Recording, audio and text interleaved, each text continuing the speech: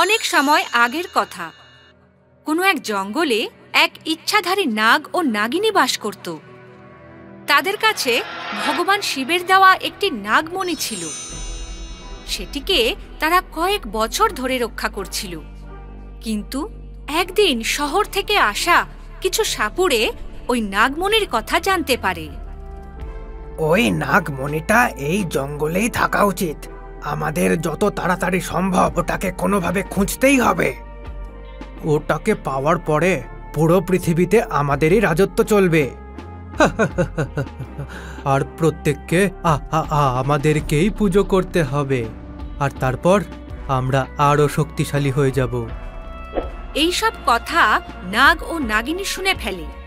সাপুড়েদের এই কথা শুনে দুজনে ঘাবড়ে যায় আর নিজের বাসায় গিয়ে লুকিয়ে পড়ে। এটা তো খুব বড় সমস্যা হয়ে পড়ল। আমাদের কোনো না কোনো ভাবে এই নাগমণির সুরক্ষা করতেই হবে। হ্যাঁ, যদি এই নাগমণি এদের হাতে পড়ে তাহলে এরা এর অপব্যবহার করবে। আমাদের শীঘ্রই এর জন্য কোনো রক্ষককে খুঁজে বের করতে হবে, কারণ যেই এই সাপুড়েরা আমাদের সম্পর্কে জানতে পারবে তখন তারা বিন বাজিয়ে আমাদের থেকে এই মণি কেড়ে নেবে। সারা জঙ্গলে নাগমণির ওপরে আসন্ন বিপদের কথা ছড়িয়ে পড়ল, কিন্তু নাগমণির সুরক্ষার জন্য কেউ এগিয়ে আসলো না। সবার এটাই ভয় ছিল যে যদি তারা নাগমণি রক্ষা করে তবে ওই সাপুড়েরা তাদের মেরে ফেলবে। কিন্তু একদিন জঙ্গলের গুহায় থাকা আদিম মানব নাগ নাগিনীর সঙ্গে দেখা করতে তাদের কাছে আসলো। আমি নাগমণির ওপর আসা বিপদের কথা জানতে পেরেছি।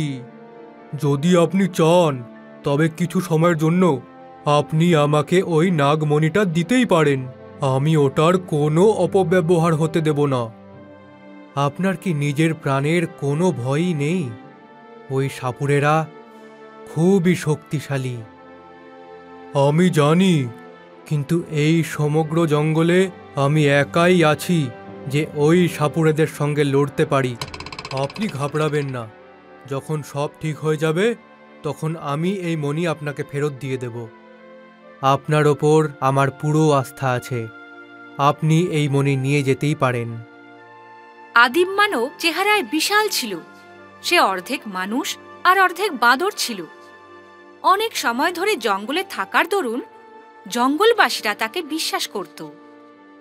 আদিম মানবের সততার কথা সারা জঙ্গলে চর্চিত ছিল। এই কারণে নাগ ও নাগিনী তাকে নাগমণির রক্ষক করে দিল। নাগমণি নিয়ে আদিম মানব নিজের গুহাতে চলে যায়, আর অন্যদিকে সাপুড়েরা নাগ নাগিনীর বাসার খবর পেয়ে যায়। তারা দুজনে এখানেই আছে। আমাদের নিজেদের বিনগুলো বার করে বাজানো উচিত, যাতে তারা দুজনেই বাইরে বেরিয়ে আসতে বাধ্য হয়ে পড়ে, আর আমরা ভেতরে গিয়ে ওই নাগমণি নিজেদের আয়ত্তে করে নেব। দুই সাপুড়ে নিজেদের বিন বাজাতে থাকে। বিনের শব্দে নাগ ও নাগিনী বাইরে বেরোতে বাধ্য হয়। আমাদের ছেড়ে দাও। আমরা তোমাদের কি ক্ষতি করেছি? তোমরা কি এমন চাও? আর আর আর আমাদের সাথে কেনই বা এমন করছো? আমাদের ওই নাগমণিটা চাই, যেটা তোমরা নিজের কাছে রেখেছো। আমরা ওই নাগমণি তোমাদের দেব না। আমাদের কথা তো শুনতেই হবে, নয়তো তোমাদের প্রাণটাও চলে যেতে পারে। আমরা ওই নাগমণি কোনো মূল্যেই তোমাদের দেব না। তুমি এই বাইরে দাঁড়াও, আমি ভেতরে গিয়ে দেখে আসি। সাপুড়ে ভেতরে গেল, কিন্তু সে কিছুই পেল না সেখানে। সে রেগে গিয়ে বাইরে বেরিয়ে এলো। ভেতরে তো কিছুই নেই। মনে হচ্ছে এই দুজনে মিলে নাগমণি অন্য কোথাও লুকিয়ে রেখেছে। এটা তো বলো, তোমরা নাগমণি কোথায় লুকিয়ে রেখেছ? আমরা তোমাদের বলবো না যে নাগমণি কোথায় আছে।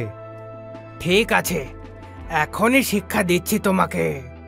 সাপুড়ে নাগকে বন্দি করে নিল আর নাগিনীকে ভয় দেখিয়ে গেল যে যদি নাগমণি কোথায় সেটা আমাদের না বলো তবে আমরা নাগকে মেরে ফেলব। নাগিনী ভয় পেয়ে যায় আর সাপুড়েদের বলে দেয় নাগমণি কোথায় আছে। নাগমণি আদিম মানবের কাছে আছে। ওই মণিটার সুরক্ষার জন্য আমরা তাকে মণিটি দিয়ে দিয়েছি। মনে রেখো, যদি তোমাদের কথা ভুল প্রমাণিত হয় তবে এখানে আবার এসে তোমাদের দুজনকে প্রাণে মেরে দেব। নাগমণির কথা জানার পর দুজন সাপুড়ে আদিম মানবের গুহার দিকে রওনা হয়। গুহার কাছে পৌঁছে দুজনে আদিম মানবকে গুহার বাইরে ডাকে। আদিম মানব, বাইরে আয়, দেখ বাইরে কে এসেছে। আদিম মানবের বিশাল শরীর দেখে দুজন সাপুড়ে ভয় পেয়ে যায়। এ তো বিশাল আকারের। কিন্তু আমাদের ভয় পাওয়া উচিত নয়, না হলে সে এই সুযোগটা কাজে লাগাতে পারে। ও, তবে তোমরাই সেই দুজন যাদের নাগমণি চাই। কিন্তু তোমরা যতই চেষ্টা করে নাও, ওই নাগমণি তোমরা কখনোই পাবে না। দেখ, আমাদের সাথে লড়তে এসে তুই অনেক বড় ভুল করেছিস। ভালোয় ওই মণি আমাদেরকে ফিরিয়ে দে। হ্যাঁ, যতই চেষ্টা করার করে নাও, কিন্তু ওই মণি তোমরা কখনোই পাবে না। দেখো, ও আমাদের থেকে অনেক বড়, তাই ওর থেকে আমাদের সাবধান থাকতে হবে। আরে বিশাল তো কি হয়েছে, আমরা আমাদের কালো জাদু দিয়ে অনেক দুর্বল করে দিতে পারি। ঠিকই তো বলেছ। চলো আমরা এর ওপর জাদুর মন্ত্র বলি। দুই সাপুড়ে নিজের মন্ত্র বলে আদিম মানবকে দুর্বল করে দেয়। আদিম মানবের অবস্থা এতই খারাপ করে দিল যে সে নিজের শরীর নাড়াতে পারছিল না। আদিম মানবকে দুর্বল হতে দেখে দুই সাপুড়ে গুহার ভেতরে প্রবেশ করে নাগমণি নিয়ে ওখান থেকে পালিয়ে যায়। কিন্তু যখনই আদিম মানবের অবস্থার কথা নাগ ও নাগিনী জানতে পারে, তখন সঙ্গে সঙ্গেই আদিম মানবের সাথে দেখা করার জন্য তার গুহায় পৌঁছায়। আরে, এর অবস্থা তো খুবই খারাপ। এটা কি রকম জাদু করে দিল ওই দুই সাপুড়েরা? এর এই অবস্থা নাগমণি রক্ষা করতে গিয়ে হয়েছে। একে ঠিক করার দায়িত্ব এখন আমাদের হাতে। হ্যাঁ, আমাদের দুজনকে নিজের শক্তি এক করে একে ঠিক করতে হবে। নাগ ও নাগিনী নিজেদের শক্তি একত্রিত করে আদিম মানবকে ঠিক করে দিল। তারপর তার জ্ঞান ফিরে আসে। আমার জীবন রক্ষা করার জন্য আপনাদের অনেক অনেক ধন্যবাদ। কিন্তু আমার ভুলের জন্য ওই দুই সাপুড়ে নাগমণি নিয়ে যেতে সক্ষম হয়েছে। না, এতে তো তোমার কোনো দোষ নেই। তারা দুজন হলোই এত শক্তিশালী যে তাদের মোকাবিলা করা খুব কঠিন। ভুল আমারই হয়েছে, এখন আমি সেটাকে শোধরাবো। মানে, ওই নাগমণি আমি ফেরত এনেই ছাড়ব। কিন্তু তোমার জীবন এতে সংকটে পড়তেই পারে। ওটাকে সামলানোর দায়িত্ব যখন আমি নিয়েছিলাম, তখন আমাকেই ওটা পূরণ করতে হবে। কিন্তু তারা আবার তোমাকে ওদের জাদুর বলে দুর্বল করে দিতে পারে। আপনারা দুজন আপনাদের শক্তি দিয়ে কি এমন কিছু করতে পারেন যাতে ওরা দুজন আমার কোনো ক্ষতি না করতে পারে? হ্যাঁ, আমরা আমাদের জাদুর বলে তোমার চারিদিকে একটা সুরক্ষা গণ্ডি তৈরি করতে পারি, যেটাতে ওরা তোমার কোনো ক্ষতি করতে পারবে না।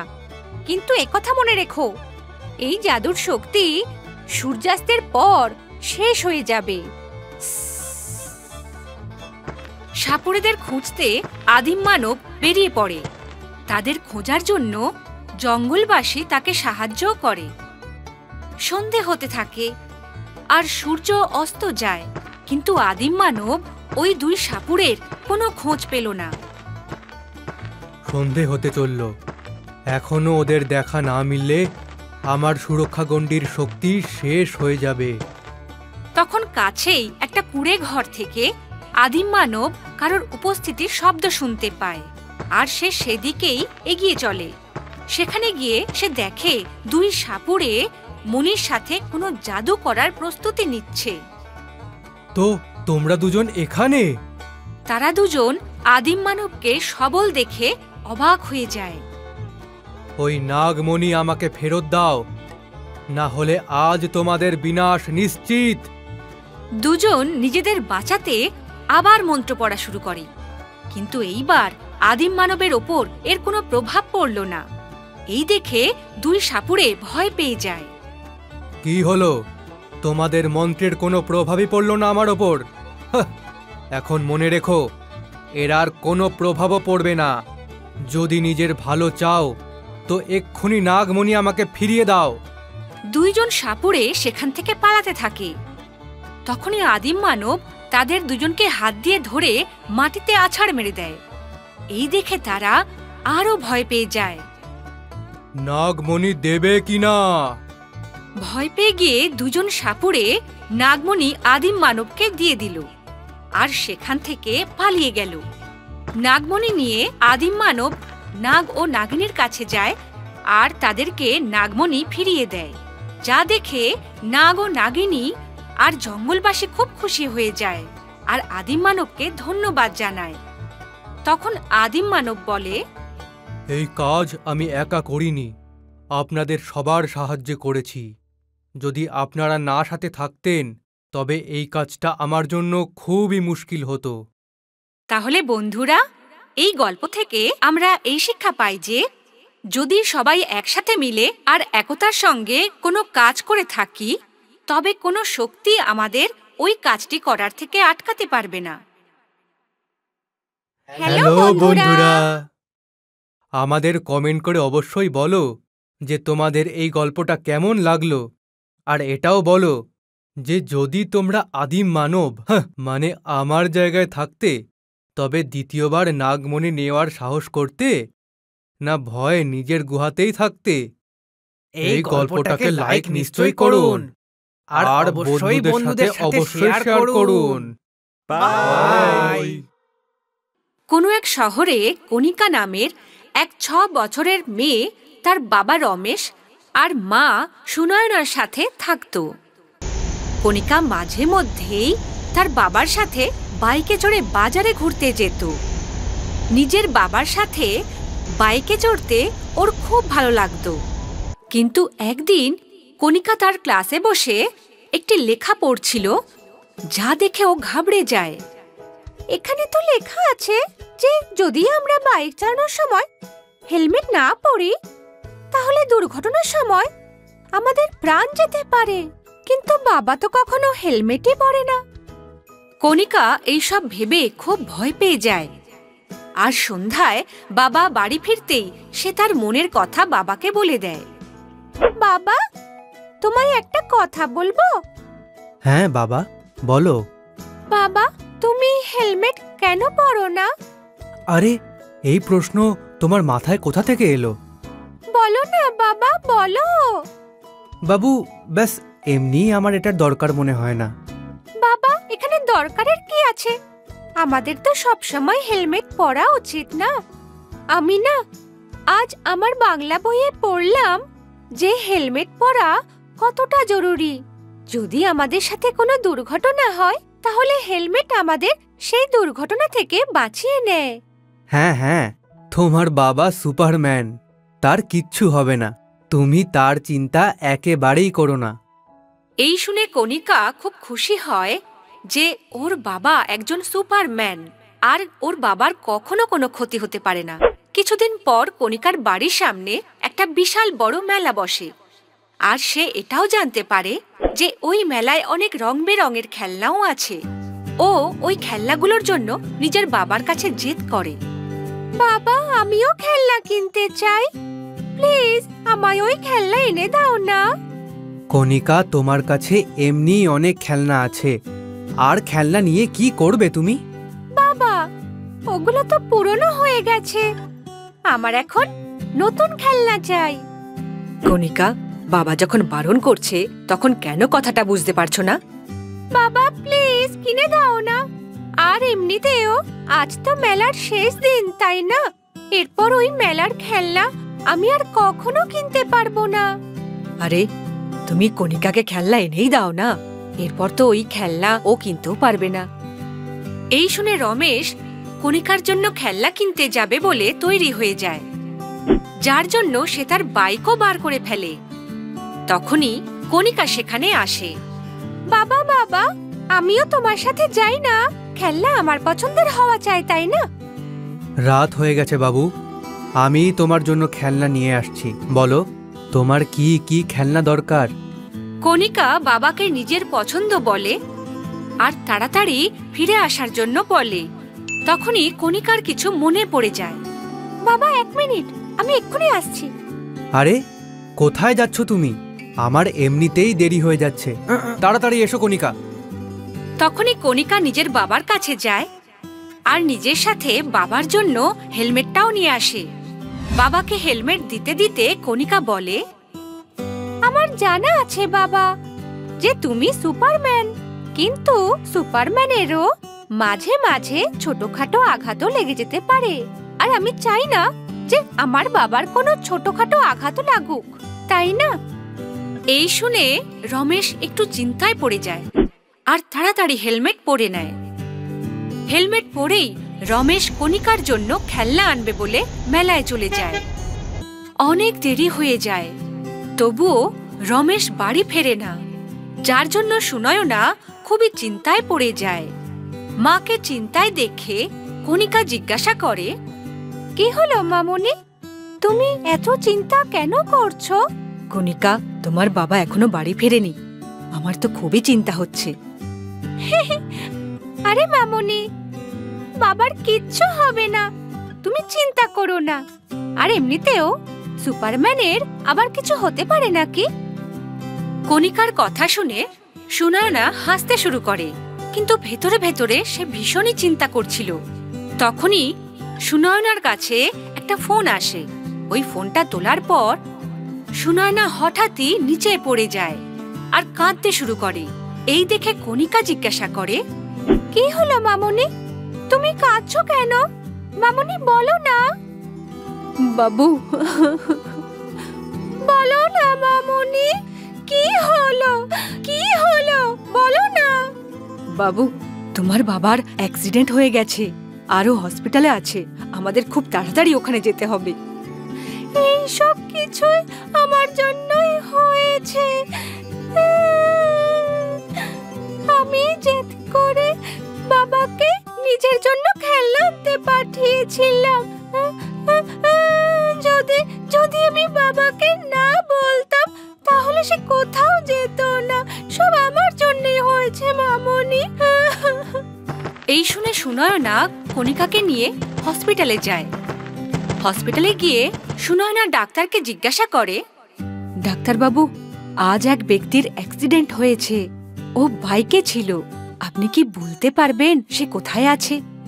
হ্যাঁ, আজই এরকম একটা কেস আমাদের কাছে এসেছে, কিন্তু আপনাকে এটা বলতে আমার খুবই দুঃখ হচ্ছে যে ওনার মৃত্যু হয়ে গেছে।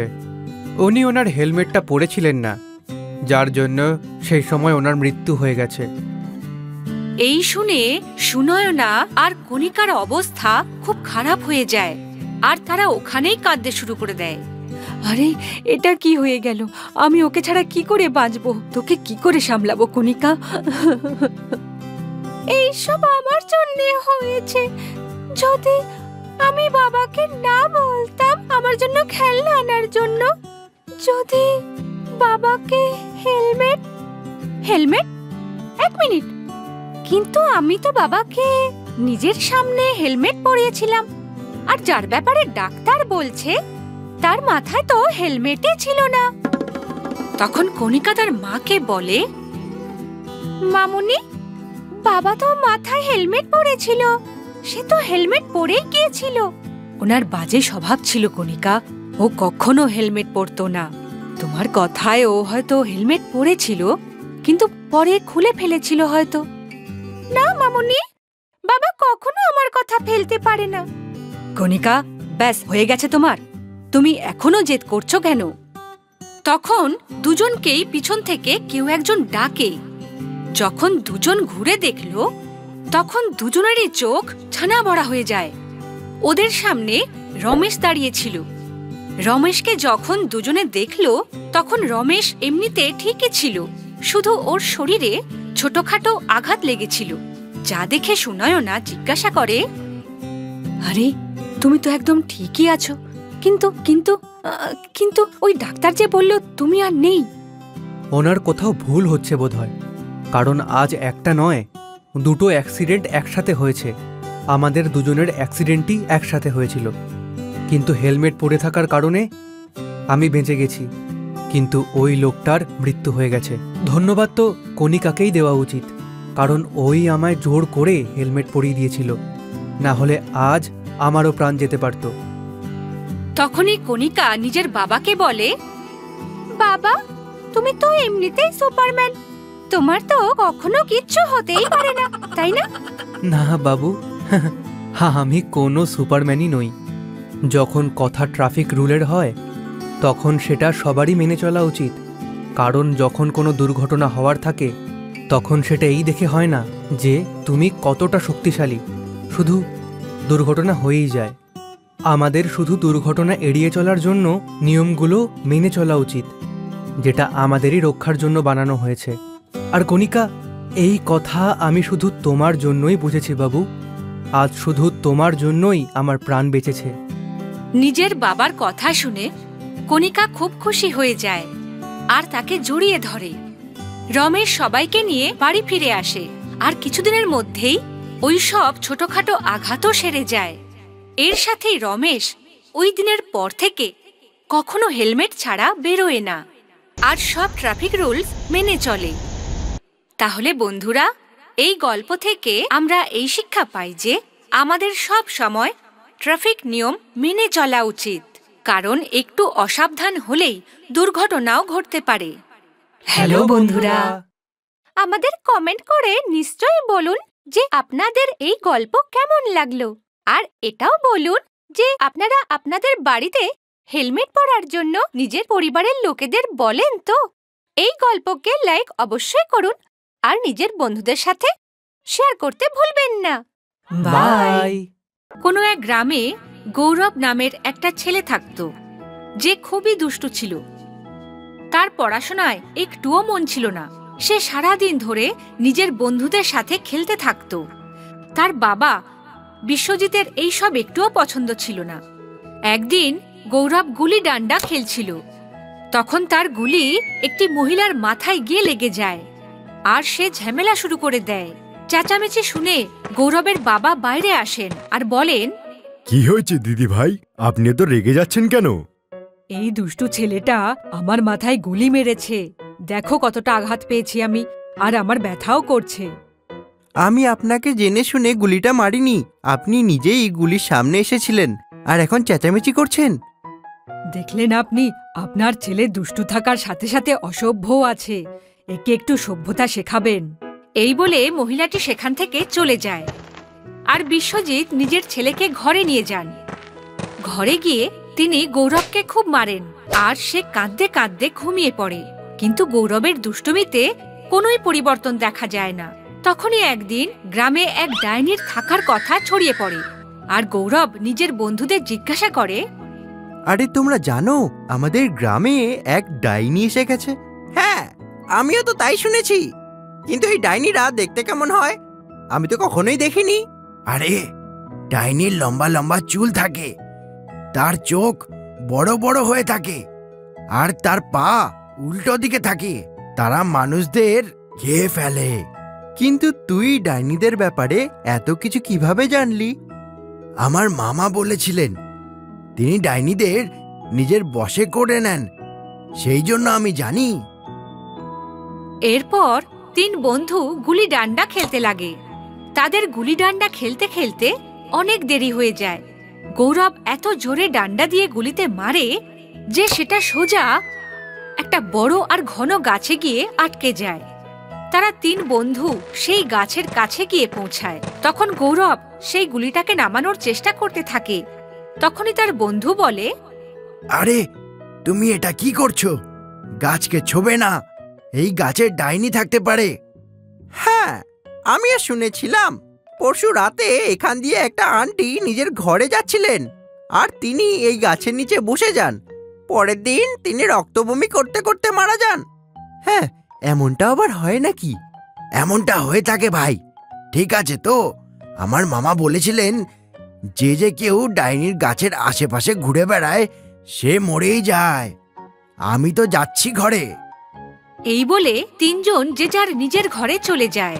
আর গৌরব যখনই নিজের ঘরে পৌঁছায় তো তার বাবা অনেক রেগেছিলেন, কারণ গৌরব ফেল করেছিল। তিনি গৌরবকে বললেন, তুমি এইবারেও ফেল করে গেলে। আমি বুঝতে পারি না আমি তোমার কি করব। কিন্তু বাবা, আমি অনেক পরিশ্রম করেছিলাম। আমি জানি না আমি কিভাবে ফেল করে গেলাম। আচ্ছা, তার মানে শিক্ষক তোমার শত্রু হয় যে তোমায় জেনে শুনে ফেল করিয়ে দিলেন। এবার আজকের পর থেকে তুমি ঘরের বাইরে বেরোবে না আর একলা ঘুমাবে। আজ তুমি খাবারও পাবে না। এই বলে বাবা গৌরবের হাত ধরে তার ঘরে নিয়ে গেলেন আর তাকে সেই ঘরে বন্ধ করে দিলেন। তখনই গৌরব নিজের বাবাকে কাঁদতে কাঁদতে বলে, বাবা, বাবা, আমি একলা থাকবো না। আমি ডাইনিকে খুব ভয় পাই। প্লিজ বাবা, প্লিজ। তুমি আবার নাটক করছো। এবার তো আমি তোমায় কখনো ক্ষমা করব না। এখন থেকে তুমি এই ঘরেই পড়ে থাকবে। এরপর বাবা গৌরবকে ঘরে বন্ধ করে দিয়ে চলে যান। তারপর রাত আরো গভীর হয়ে যায় আর গৌরবের খুব ভয় লাগতে থাকে। কিন্তু তার বাবা তো ঘুমিয়ে পড়েছিলেন। সে সাহায্য চাইতো বা কার কাছে? কিছুক্ষণ ধরে এদিক সেদিক ঘোরার পর সে নিজের বিছানায় গিয়ে শুয়ে পড়ে। তখনই সে কিছু অনুভব করতে পারে। আরে, হঠাৎ এত জোরে হাওয়া কেন বইছে? আর আমার হঠাৎ করে এত ঠান্ডা কেন লাগছে? এই বলে গৌরব একটা চাদর তোলে আর পা থেকে মাথা পর্যন্ত নিজেকে ঢেকে নেয় আর সে শুয়ে পড়ে। কিন্তু তার স্বপ্নে সে ডাইনি আর গাছ দেখতে পায়। হঠাৎ তার চোখ খুলে যায় আর সে ভয় পেয়ে যায়। তখনই সে কিছু আওয়াজ শুনতে পায়। আরে, এই আওয়াজ কিসের? এমন মনে হচ্ছে যেন কেউ আমার কাছে আসছে। এই বলে গৌরব তাড়াতাড়ি বিছানার নিচে ঢুকে পড়ে আর ভয় কাঁপতে শুরু করে। সে নিজেকে ঠিকমতো ভাবে চাদর দিয়ে ঢেকে নেয়। বিছানার মাথার দিকে একটা লাঠি রাখা ছিল। সে সেই লাঠিও কাছে নিয়ে রাখে। সেই আওয়াজটা আরো জোর হতে থাকে। তখনই সে ভাবে, আজকে তো আমার মৃত্যু নিশ্চিত। যদি আমি পড়াশোনায় মন দিতাম আর ফেল না করে থাকতাম, তবে আজ রাতে আমি মরতাম না। যদি সেই ডাইনি আমায় দেখে ফেলে তবে সে আমায় মেরে ফেলবে। গৌরব এইসব যখন ভাবছিল তখনই সে নিজের ঘরের জানলায় ঠকঠকের আওয়াজ শুনতে পায়। কেউ ঘরের জানলা দিয়ে তার ঘরে লাফিয়ে ঢুকে পড়ে। সেই লাফানোর আওয়াজে গৌরবের জীবনটাই প্রায় বেরিয়ে যাচ্ছিল। যখন সে চাদরটা আস্তে আস্তে নিজের মুখের কাছ থেকে সরাতে থাকে তখন সে দেখে যে তার ঘরে কেউ এদিক সেদিক ঘুরে বেড়াচ্ছিল। এবারে তো গৌরব নিজের নিঃশ্বাসটাই আটকে নেয় আর ভাবে, এই ডাইনি তো আমাকে এমনিতেও মেরে ফেলবে। মরতে তো আমাকে হবেই। যদি একবার মরার আগে বাঁচার চেষ্টাটা করতে পারতাম। এই ভেবে গৌরব আস্তে করে বিছানার নিচ থেকে বেরোয়। সে নিজের চাদর ওই অজানা ব্যক্তির উপর চেপে ধরে আর জোরে জোরে চিৎকার করতে শুরু করে, বাবা, তাড়াতাড়ি আসো, আমি ডাইনিকে ধরে নিয়েছি। বাবা, তাড়াতাড়ি এসো, আমি ডাইনিকে ধরে নিয়েছি। গৌরবের বাবা তাড়াতাড়ি সেই ঘরে আসেন। যখন তিনি লাইট অন করেন তখন তিনি যা দেখলেন সেটা দেখে তিনি অবাক হয়ে যান। গৌরব এক ব্যক্তির উপরে চাদর দিয়ে রেখেছিল আর তাকে লাঠি দিয়ে মারছিল। গৌরবের বাবা সঙ্গে সঙ্গে পুলিশকে ফোন করেন আর পুলিশ সেই চোরকে নিজের সাথে নিয়ে যান। পরে এক পুলিশের লোক তাদের ঘরে আসেন আর বিশ্বজিৎকে বললেন, বিশ্বজিৎ বাবু, আপনার ছেলে অনেক বাহাদুর আছে। সে এক নামকরা খতরনাক চোরকে ধরিয়েছে। তাকে পুরস্কার আর তার অ্যাওয়ার্ডও দেওয়া হবে।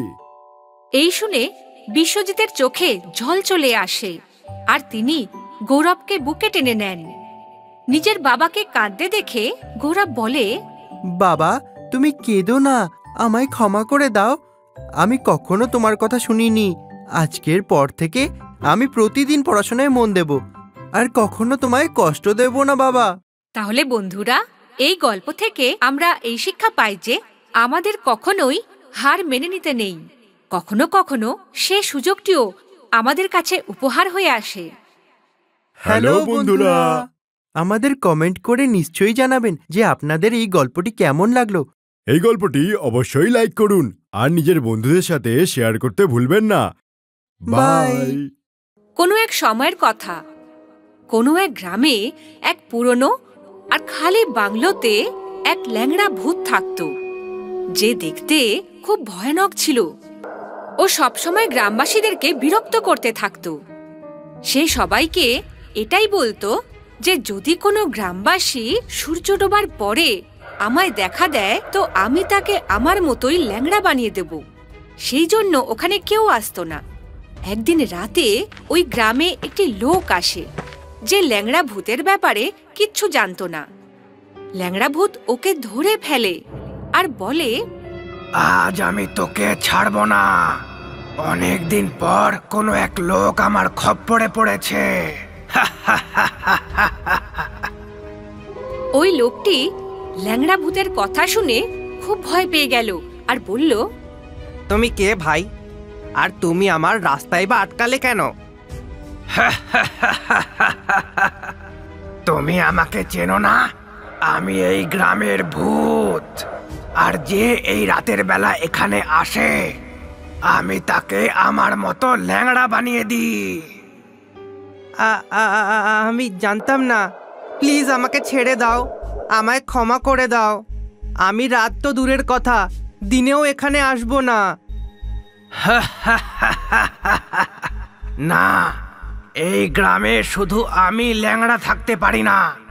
এখন আমি তোকেও ল্যাংড়া বানিয়ে দেব। এইভাবে ওই লোকটি ল্যাংড়া ভূতের কাছে ক্ষমা চায় যাতে ও তাকে ছেড়ে দেয়। কিন্তু ওই ল্যাংড়া ভূত তার জাদুর শক্তি দিয়ে তাকেও নিজের মতো ল্যাংড়া বানিয়ে দিল। যখন সকাল হলো তখন গ্রামবাসীরা সেটা দেখল। সবাই খুব অবাক হয়ে গেল আর সবাই মিলে ওই ল্যাংড়া ভূতের পুরনো বাংলোতে যায় আর সবাই ওখানে তাকে ডাকতে শুরু করে দেয়। ল্যাংড়া ভূত মশাই, ল্যাংড়া ভূত মশাই, এটা কে সকাল সকাল আমায় জ্বালাতন করতে এসে গেছে? এটা তো আমার শোবার সময়। কিন্তু আমাদের আপনার সাথে কিছু কথা ছিল। হ্যাঁ, বলো কি কথা বলবে? তুমি আমাদের গ্রামে থাকো, এতে আমাদের কোনো সমস্যা নেই। কিন্তু তুমি লোকেদের নিজের মতো ল্যাংড়া করো কেন? ওই ভালো মানুষদের সাথে তুমি এমন কেন করো? আমার বারবার বারণ করা সত্ত্বেও তোমরা রাতে ঘুরে বেড়ানো ছাড়োনি। গ্রামের কোনো মানুষই রাতে সেভাবে ঘুরে বেড়ায় না। যেই মানুষকে তুমি গতকাল রাতে ল্যাংড়া করেছো ও এই গ্রামে নতুন এসেছিল। ও এই গ্রামের ব্যাপারে কিছুই জানে না। আমি সেসব কিছু জানি না। শুধু যদি কাউকে আমি রাতে আমার বাড়ির সামনে ঘুরতে দেখি তো আমি তাকে ল্যাংড়া করে দেব। তোমরা দিনের বেলা এই গ্রামে ঘুরতেই পারো, কিন্তু রাতে এই পুরো গ্রামটা আমার। আর আমি রাতের বেলায় এই গ্রামে কাউকে আসতে দেব না। এই বলে ল্যাংড়া ভূত শুতে চলে গেল আর সব গ্রামবাসী দুঃখী হয়ে নিজের নিজের বাড়ি ফিরে গেল। কিছুদিন ধরে এরকমই চলতে থাকলো। ওই ভূতের নজর রাতের বেলা যার উপরেই পড়তো ও তাকে নিজের মতোই বানিয়ে দিত। একদিন এইসব কথা পাশের গ্রামেই থাকা এক সন্ন্যাসীর কানে গেল আর তিনি ওই গ্রামে পৌঁছতেই গ্রামের সব মানুষ তার সাথে দেখা করতে এলো। সাধু বাবা, আমাদের তো কপালে খুলে গেল যে আপনার দৃষ্টি আমাদের এই ছোট গ্রামের উপরে পড়ল। হ্যাঁ সাধু বাবা, আমাদের গ্রামে এক খুব ভয়ানক ল্যাংড়া ভূত থাকে যে আমাদের গ্রামকে নরক বানিয়ে রেখেছে। কেউই এই গ্রামের ভেতরে আসতেই চায় না। এখন আপনি কিছু রাস্তা দেখান। আমি তোমাদের গ্রামের ব্যাপারে সব শুনেছি, তাই আমি এখানে এসেছি। তবে ওই ভূতের সাথে আমায় কথা বলতেই হবে। আমি আমার শক্তি দিয়ে খোঁজ লাগিয়েছি যে ওই ভূত খুবই শক্তিশালী। এরপর সন্ন্যাসী আর গ্রামের সব মানুষ রাত হবার অপেক্ষা করতে থাকে। যখনই রাত হলো তখনই ল্যাংড়া ভূত নিজের পুরনো বাংলো থেকে বেরোলো আর সব গ্রামবাসীকে দেখে বলল, মনে হচ্ছে আজ তোমরা সবাই আমার মতো ল্যাংড়া হতে চাও, সেই জন্যই এখানে এসেছো। আমরা সবাই তোমার মতন হতে চাই না। আমরা তো এটাই চাই যে তুমি এই গ্রাম ছেড়ে চলে যাও। কে বললে তুমি? আমি এই গ্রাম ছেড়ে চলে যাব? এই গ্রাম আমার। আমি এখান থেকে কোথাও যাব না, বরং তোমরা এখান থেকে চলে যাবে। ল্যাংড়া ভূত এই বলে ওদেরকে অভিশাপ দিতেই যাচ্ছিল, ঠিক তখনই হঠাৎ সন্ন্যাসী ওকে থামিয়ে দিয়ে বললেন, দাঁড়াও, এসব তুমি কি করছো? তুমি এই নির্দোষ লোকেদের কেন নিজের মতো বানিয়ে দিচ্ছ? এতে তোমার কি লাভ হবে? তুমি কে আমাকে সব জিজ্ঞাসা করার? দেখো, তুমি আমায় ভালোয় ভালোয় বলে দাও, না হলে আমাকে তোমায় অভিশাপ দিতে হবে, যাতে তোমার শক্তি অসম্পূর্ণই থেকে যাবে। আচ্ছা, তো তুমি আমার শক্তি অসম্পূর্ণ রাখবে? দাঁড়াও, দেখাচ্ছি। এই বলে ল্যাংড়া ভূত সন্ন্যাসীর ওপরে হামলা করল। সন্ন্যাসীও ওই হামলার জবাব আরো বেশি শক্তিশালী অভিশাপ দিয়ে দিল। তারপর দুজনের মধ্যে ভয়ঙ্কর যুদ্ধ হলো, আর ল্যাংড়া ভূতের শক্তি দুর্বল হয়ে গেল, আর সে পুরোপুরি ক্লান্ত হয়ে গেল। আমায় ক্ষমা করে দাও, আমি হেরে গেছি। তাহলে ঠিক আছে, যদি তুমি নিজের হার মেনেই নাও, তাহলে আমি তোমার আর কোনো ক্ষতি করব না। কিন্তু তুমি আমায় এইটা বলো যে তুমি এই সব মানুষদের কেন ক্ষতি করছো? এই ভালো মানুষদের কেন নিজের মতো বানিয়ে দাও? অনেক সময় আগে আমিও এই গ্রামে আমার এই বাংলোতে শান্তিতেই থাকতাম। আমার একটা পা খোঁড়া ছিল। এই গ্রামের লোকেরা আমার ওপর চুরির অপবাদ দিয়ে আমায় আমার ঘর থেকে বের করে দেয়, আর আমি ঠান্ডায় সারা রাত গ্রামে এদিক থেকে ওদিক ঘুরে বেড়ালাম, আর আমি মরে গেলাম। তখন থেকেই আমি এই গ্রামবাসীদের ওপর বদলা নিচ্ছি। তোমার সাথে যেটাই হয়েছে সেটা খারাপ হয়েছে, আমরা তাতে দুঃখিত। তবে এখান থেকে তোমায় এখন যেতে হবে, কারণ তোমার জন্য গ্রামের লোকেদের অনেক সমস্যা হচ্ছে। ঠিক আছে সাধু বাবা, আমি এখান থেকে সারা জীবনের জন্যই চলে যাব। তবে আমার সাথে যেই অন্যায় হয়েছে তার কি হবে? আমি তো ন্যায় বিচার পেলাম না। গ্রামবাসীদের আসল সত্যিটা না জানিয়ে তোমার ওদের সাজা দেওয়া উচিত হয়নি, কিন্তু এখন তুমি আর জীবন্ত হতে পারবে না, এটাই প্রকৃতির নিয়ম। তবে হ্যাঁ, আমরা তোমায় মুক্তি ঠিকই দিতে পারবো। এরপর সব গ্রামবাসীরা ল্যাংড়া ভূতের সাথে হওয়া অন্যায়ের জন্য ক্ষমা চায়, আর সন্ন্যাসী ওই ভূতকে মুক্তি দিয়ে দেন, আর গ্রামবাসীরাও খুশি খুশি সেখানে থাকতে শুরু করে। তাহলে বন্ধুরা, এই গল্প থেকে আমরা এই শিক্ষা পাই যে আমাদের কখনো সত্যিটা না জেনে কোনো কিছুই নির্ণয় করা উচিত নয়। হ্যালো বন্ধুরা, আমাদের কমেন্ট করে নিশ্চয়ই বলুন যে আপনাদের এই গল্প কেমন লাগলো। এই গল্পটাকে লাইক অবশ্যই করুন, আর নিজের বন্ধুদের সাথে শেয়ার করতেও ভুলবেন না। বাই।